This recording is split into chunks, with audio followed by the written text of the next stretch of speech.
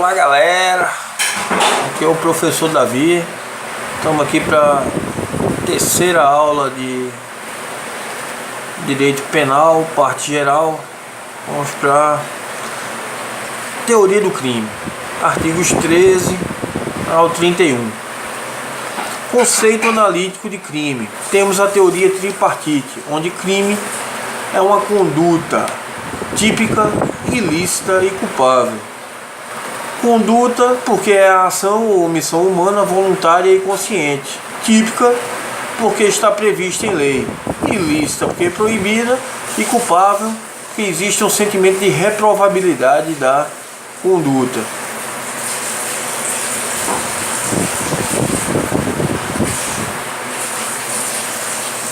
Então, recapitulando, crime é o fato típico, antijurídico e culpável.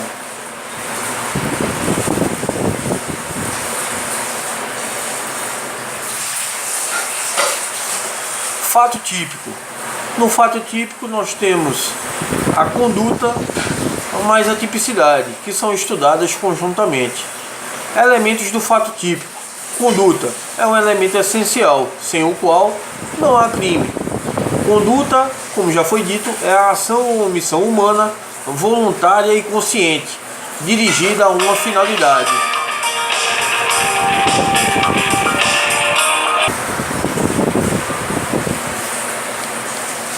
Então, ouvimos, aí uma mensagem chegando, muitas fãs, prestigiando aqui minha aula, mas voltemos ao que interessa, voltemos ao assunto. Então, como eu havia dito, conduta é a ação ou omissão humana voluntária e consciente, dirigida a uma finalidade. Essa definição é baseada na teoria finalista da ação. Causas de exclusão da conduta. Ato reflexo. O que vem a ser o ato reflexo? O ato reflexo é um movimento corporal involuntário, não submetido ao controle neuromotor do sujeito. Exemplo, uma convulsão, um ataque epilético. O ato reflexo não se confunde, porém, com a ação em curto-circuito. A ação em curto-circuito, por sua vez, é o comportamento impensado e não exclui a conduta. Coação física irresistível. A coação física irresistível é a situação em que o coator utiliza o corpo do coagido como objeto sem vontade própria, para com ele praticar o crime. A coação física irresistível não se confunde com a coação moral, na qual o coator constrange o coagido a praticar o crime. A coação moral exclui a culpabilidade. A coação física irresistível exclui o fato típico. Temos ainda como condutas que excluem o fato típico, o sonambulismo e a hipnose. Ou melhor dizendo, situações que excluem o fato típico, o sonambulismo e a hipnose. Classificação dos crimes quanto à conduta. Então, quanto à conduta, os crimes podem ser comissivos. Os crimes comissivos são aqueles nos quais a lei descreve uma ação e a conduta é ativa. Nós temos também os crimes comissivos. Crimes comissivos já falei, os crimes omissivos. Crimes omissivos são aqueles nos quais a lei descreve uma omissão e a conduta é omissiva. Por sua vez, os crimes omissivos são divididos em omissivos próprios e omissivos impróprios. Os crimes omissivos próprios, também chamados de crime de mera desobediência ou de mera inatividade, que não exigem resultado naturalístico para se consumarem. Consumam-se no momento da omissão e não admitem tentativa. Por exemplo, o indivíduo vai com seu automóvel e atropela uma pessoa. Ela tem o dever de prestar socorro àquela vítima, porém se omite e se evade do local. Ela cometeu um crime omissivo próprio. Já os crimes omissivos impróprios também chamados de comissivos por omissão, existe o dolo de se omitir, existe a vontade de se omitir. Os crimes omissivos impróprios são crimes previstos na lei de forma comissiva, por ação, mas que excepcionalmente podem ser praticados por omissão, quando quem se omite tinha um dever de agir, tinha um dever de garante, o chamado dever de garante, para impedir o resultado. Quem tem o dever de evitar um determinado resultado e nada faz para impedi-lo, responde pelo crime comissivo por omissão ou omissivo impróprio. Aí vem a seguinte dúvida: a quem incumbe o dever de agir? O dever de agir incumbe a quem tem por lei o dever de cuidado, proteção ou vigilância. Exemplo, os pais, os policiais.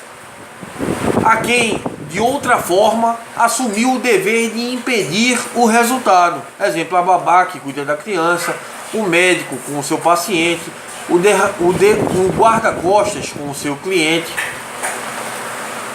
Letra C.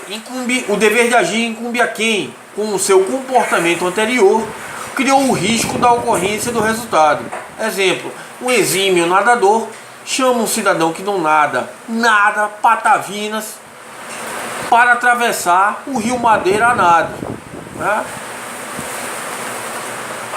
Criou o risco de ocorrer um resultado naturalístico de afogamento da pessoa que não sabe nadar.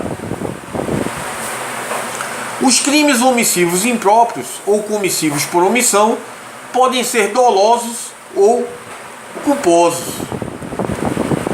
Os crimes omissivos impróprios, por sua vez, admitem tentativa, ao contrário dos crimes omissivos próprios.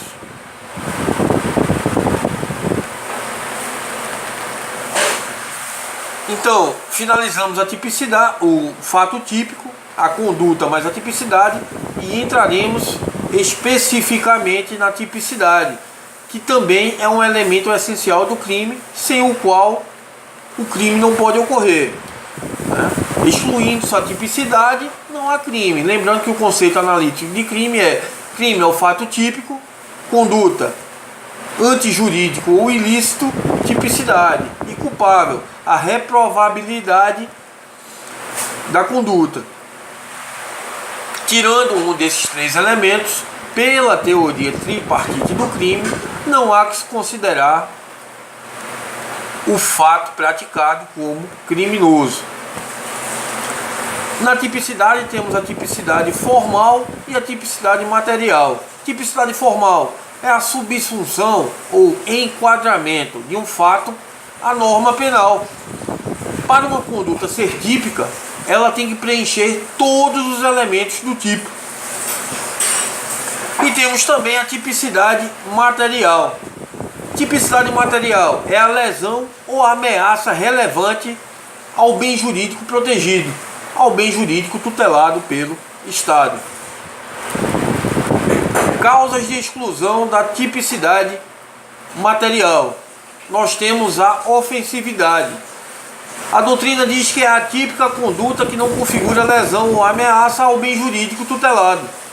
Por força de tal princípio da ofensividade, não se pode considerar típica conduta que consiste em mera atitude interna ou que não transcenda o âmbito do próprio agente.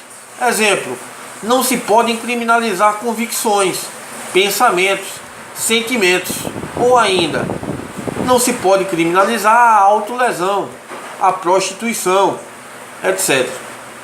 Princípio da insignificância. A doutrina vem dizer que é a típica conduta que provoca lesão irrelevante ao bem jurídico. O princípio da insignificância leva em consideração tanto o desvalor da conduta quanto o desvalor do resultado. Segundo o Supremo Tribunal Federal, a aplicação do princípio da insignificância deve obedecer a 4 vetores. Para não banalizar o princípio da insignificância, o STF decidiu por 4 vetores que se devem observar para que seja constatado o princípio da insignificância. É importante, cai em prova. são eles: a mínima ofensividade da conduta, a nenhuma periculosidade social da ação, a reduzidíssima reprovabilidade do comportamento, a inexpressividade da lesão provocada. Características do princípio da insignificância: ele exclui a tipicidade e torna a conduta em abstrato, ou seja, aquela positivada na norma, atípica. Observação: o princípio da irrelevância penal do fato ou da bagatela imprópria também são nomes dados ao princípio da insignificância.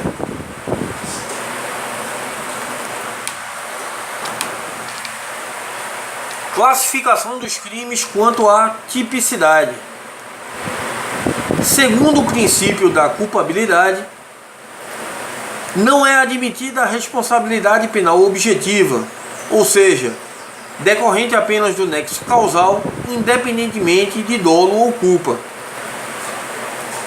Ou seja, pela teoria finalista da ação, adotada pelo ordenamento jurídico brasileiro, o dolo e a culpa pertencem à tipicidade e não à culpabilidade. Migrou o dolo e a culpa da culpabilidade para a tipicidade, pela teoria finalista da ação, que é adotada no ordenamento jurídico pátrio. Então nós temos que crimes dolosos. O dolo é a consciência e vontade de realizar os elementos objetivos do tipo. Exemplo: matar alguém. Elementos do dolo: nós temos o elemento intelectivo, que é a consciência, e o elemento volitivo, que é a vontade. Ainda fazendo parte do dolo, além dos elementos do dolo, a natureza do dolo. O dolo é puramente natural ou psicológico, ou seja, não inclui o conhecimento da ilicitude do fato, apenas a vontade de praticar o fato conscientemente. Então, não é necessário que o agente detenha o conhecimento pleno da ilicitude do fato. Basta tão somente a necessidade de praticar o fato considerado do tipo penal incriminador. Espécies de dolo: nós temos o dolo direto e o dolo indireto. O dolo direto, por sua vez, se divide em dolo de primeiro grau e dolo de segundo grau. No dolo de primeiro grau, o agente prevê e deseja diretamente alcançar o resultado. No dolo de segundo grau, também chamado de dolo das consequências necessárias, o agente prevê e produz um resultado percebido como consequência necessária da sua conduta. Exemplo: eu sei que o resultado vai acontecer e mesmo assim eu vou lá e faço. Ainda como espécies do dolo, nós temos o dolo indireto, que divide-se em alternativo e eventual. No dolo alternativo, o agente deseja alcançar um ou outro resultado. Exemplo: eu quero matar alguém ou ferir esse mesmo alguém, pouco importa para mim. Esse é o dolo indireto alternativo.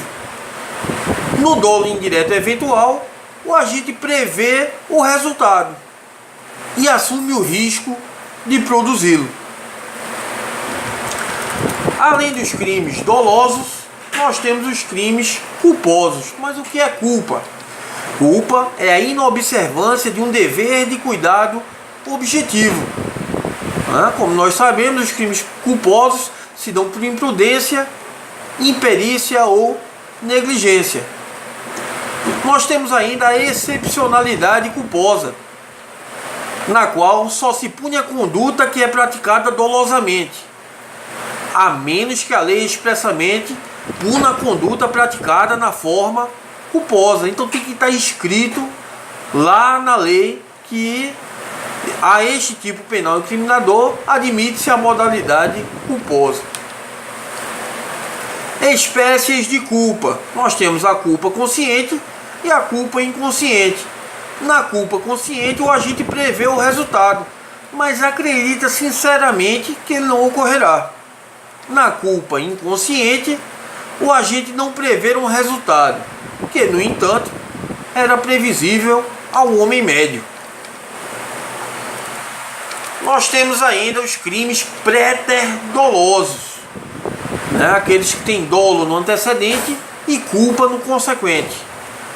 Os crimes préter-dolosos trata-se de modalidade do crime qualificado pelo resultado, em que a conduta inicial é dolosa e o resultado é mais grave do que o pretendido, ou seja, é culposo. Exemplo, o artigo 129, parágrafo 3º do Código Penal: lesão corporal seguida de morte. Exemplo, durante uma briga, A desfere um soco em B, que se desequilibra, vindo a bater a cabeça no solo e morrer. É um crime préter-doloso. Tinha a intenção de socar o indivíduo. Por culpa, né? O dolo era de socar. Por culpa, o indivíduo bateu a cabeça no chão e morreu. Então, dolo de socar, dolo no antecedente e culpa no consequente. Lesão corporal seguida de morte. Observação: segundo o artigo 19 do Código Penal, pelo resultado que agrava a pena, só responde quem o tiver praticado ao menos culposamente. Está aí a excepcionalidade culposa prevista no Código Penal. O resultado tinha que ser, no mínimo, previsível. Se o resultado não for, no mínimo, previsível, o agente não poderá responder pelo dolo ou pela culpa.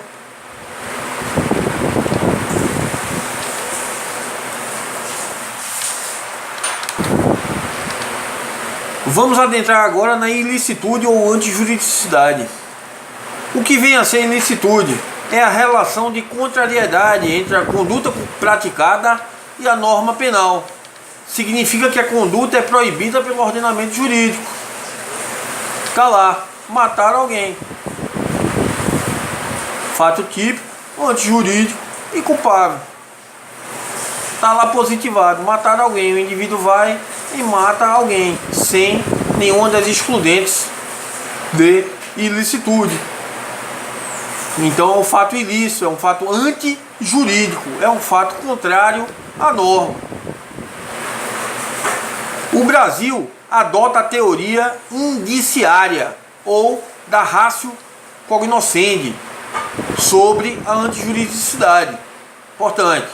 Segundo essa teoria, o fato típico presume-se ilícito, salvo se houver uma causa de exclusão de ilicitude, como já foi falado anteriormente. Causas da exclusão da ilicitude são situações excepcionais que permitem a prática de um fato típico.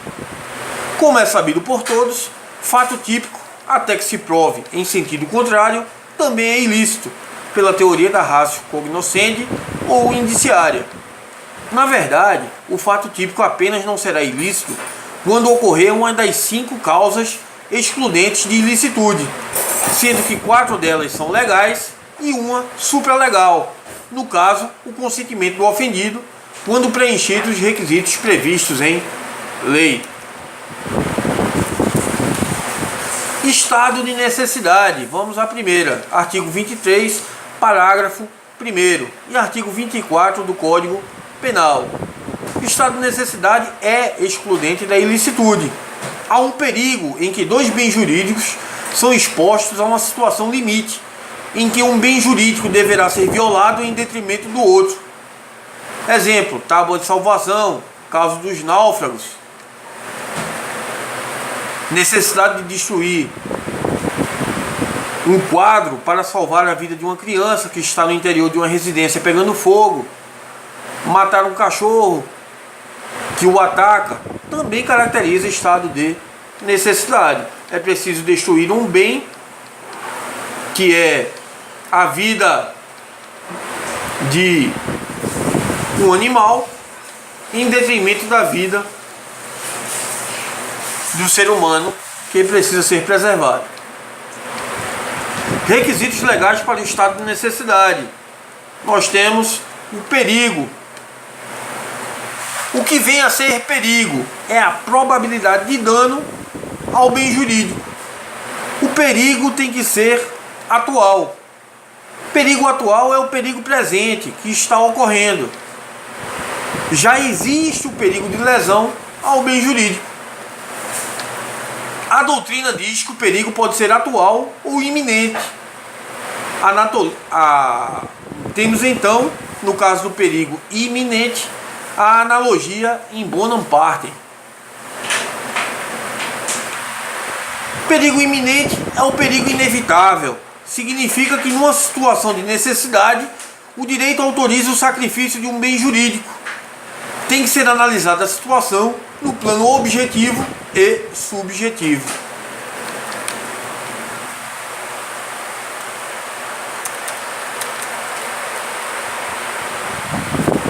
Esse estado de necessidade pode ser próprio ou de terceiro, pode ser na defesa de direito próprio ou de terceiro. Significa que qualquer direito pode ser protegido em estado de necessidade, seja próprio ou de terceiro.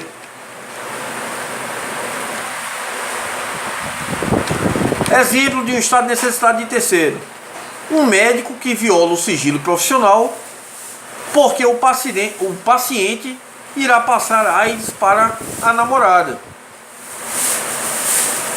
Conhecimento da situação justificante. O Código Penal só permite o estado de necessidade para as condutas orientadas para a salvaguarda de um bem. Então só permite a defesa do direito do estado de necessidade próprio ou de outro ou de terceiro para as condutas orientadas para a salvaguarda de um bem jurídico tutelado. Existe ainda a situação de não provocação voluntária do perigo. Exemplo: o indivíduo irá responder se ele atiçar, por exemplo, um pitbull, o pitbull vier para cima dele e ele sacrificar um animal. Por quê? A doutrina traz a não provocação voluntária do perigo. Significa que o agente não provocou o perigo por sua própria vontade. Observação: a doutrina majoritária entende que a provocação culposa do perigo é involuntária, ou seja, sem vontade. E sendo assim, o agente pode agir em estado de necessidade, né? Ao contrário da provocação dolosa. Exemplo: Tício, sem qualquer intenção de provocar a situação de perigo, jogou a bituca de cigarro, acarretando um incêndio numa danceteria. Situação essa que o direito penal permite agir em estado de necessidade. Sair do local para salvaguardar a própria vida, né? Em detrimento de quem esteja na frente. Porém, essa conduta de Tício, ao meu ver, né, respeitando obviamente a doutrina, é no mínimo antiética. Inexigibilidade de sacrifício do bem alheio, né, como doutrina que defende o estado de necessidade. Nesse sentido, se salva um às custas do outro. Um bem é protegido às custas de outro bem. No estado de necessidade, se salva um bem jurídico de igual ou maior relevância em detrimento do outro. Já se o bem salvo for de menor importância, aplica-se a inteligência do artigo 24, parágrafo 2º do CP, do Código Penal, ou seja, o réu será condenado com pena diminuída de 1/3 a 2/3. Exemplo: sacrifica uma vida para salvar seu patrimônio. O réu será condenado, terá a pena diminuída de 1/3 a 2/3, porque o bem jurídico patrimônio é menor do que o bem jurídico vida. Então, mesmo assim, o réu será condenado. Observação: o direito penal brasileiro no tocante à natureza jurídica do estado de necessidade, adotou a teoria unitária, importante, pois sempre exclui a ilicitude, desde que o bem salvo seja de igual ou de maior relevância que o sacrificado. Uma observação importante é que no direito alemão foi adotada a teoria diferenciadora, ou da discriminação do estado de necessidade. Sendo assim, podemos falar no estado de necessidade exculpante, que exclui a culpabilidade quando os bens jurídicos são idênticos. Exemplo, vida e vida. Falamos também no estado de necessidade que exclui a ilicitude, que ocorre quando os bens jurídicos são diferentes. Essa teoria diferenciadora é adotada pelo Código Penal Militar, conforme inteligência dos artigos 39 e 43. Ainda temos como estado de necessidade a inexistência de dever legal de enfrentar o perigo, diferentemente daqueles que têm o dever de garante, a exemplo dos policiais. Estes têm a obrigação legal de enfrentar o perigo. Já ao cidadão comum não cabe o dever legal de enfrentar o perigo. Exemplo, bombeiros, soldados em guerra, policiais. Estas pessoas têm um dever legal de enfrentar o perigo. Porém, não se exige destas pessoas atos de heroísmo. Mesmo não se exigindo, estes atos ocorrem, como vemos diariamente na televisão, né? Bombeiros e policiais militares fazendo atos supra-humanos para salvaguardar a vida de outro. Deem valor. Encerramos aqui nossa terceira aula e na próxima aula entraremos nas espécies do estado de necessidade, dando continuidade com a culpabilidade e posteriormente encerrando nossa parte geral do Código Penal para as carreiras policiais. Fiquem comigo, se inscrevam no meu canal no YouTube, curtam meus vídeos no Facebook, compartilhem, ajudem quem precisa passar no concurso público, pois a educação é o maior instrumento de transformação social que existe, atingindo também os menos abastados. Aqui é o professor Davi, deixo meu fraterno abraço.